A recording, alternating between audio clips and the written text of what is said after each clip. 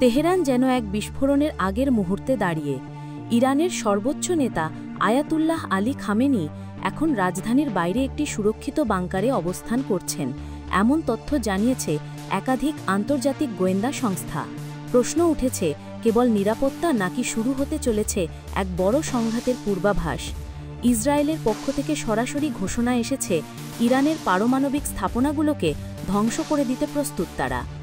যুক্তরাষ্ট্রের president Donald Trump প্রকাশ্যে বলেছেন, খামেনি কোথায় আছেন তা আমাদের জানা।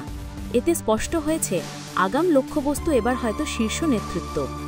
অন্যদিকে তেহরানের রাস্তায় আতঙ্ক ছড়িয়ে পড়েছে। সাধারণ মানুষ শহর ছাড়ছেন, বিদ্রোহের ইঙ্গিত মিলছে তরুণ সমাজের কাছ থেকে। কয়েকটি আন্তর্জাতিক শক্তি ইরানের অভ্যন্তরীণ অস্থিরতাকে উস্কে দিচ্ছে বলেও তথ্য আসছে। খামেনির বাংকারে আশ্রয় নেওয়া কেবল এক ব্যক্তির নিরাপত্তার প্রশ্ন নয়, বরং তা গোটা অঞ্চলের জন্য বড় সংকেত। যুদ্ধ, বিদ্রোহ না সরকারের পতন, সবকিছুই এখন সম্ভাবনার তালিকায়।